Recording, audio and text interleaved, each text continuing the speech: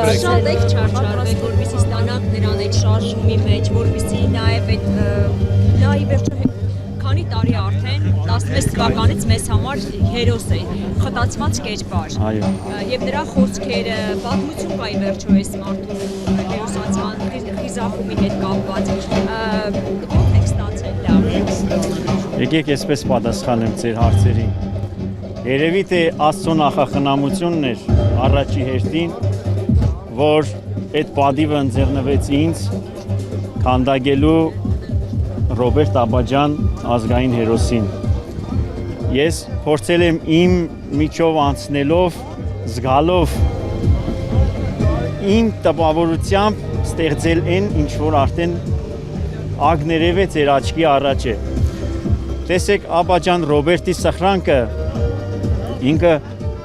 միշտ կմնա եւ բազում սերունդներ հələ կկրտվեն այն սխրանքով, այն ցիրկով, որ արել է ինքը։ Ես փորձել եմ ստեղծել իրան հետևյալ կերպ։ Երբ որ մենք տեսնում ենք իր հագուստը ոչ ստանդարտ վիճակում է, էլի,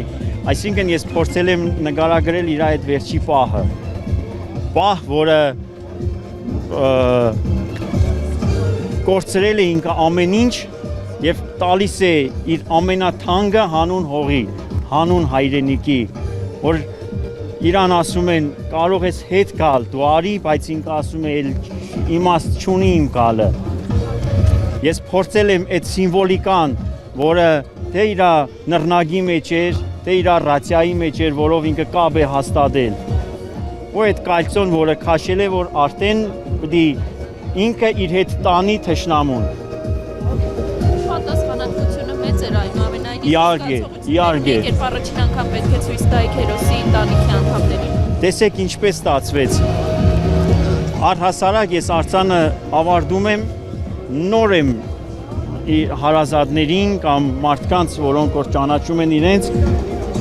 ցույց տալիս։ Ռոբերտի դեպքում մի քիչ այլ էր։ Ռոբերտի դեպքում անսպասելիորեն ալիգը միշտ գալիս գնում էր, անսպասելիորեն մոտեցավ։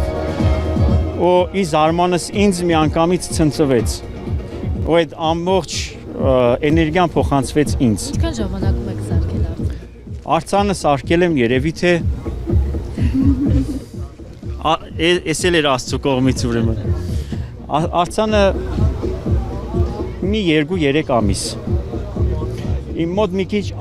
առհասարակ արձանները, այսպես ասեմ, նմանատիպ ֆիգուրատիվ արձանները ես անում եմ 1 ամսվա։ Բայց ուզեցի, որ նպատակ կար, այսպես ասեմ, նպատակ կար նոյեմբերի 16-ին իր ծնունդի օրը բացելու։ Բայց ես ուզեցի մինչև վերջ ինչ սպառեմ արձանի մեջ, որպեսզի այն ինչ որ զգացել եմ, կարողանամ վերարտադրել ու հանձնել բոլորի ստադին։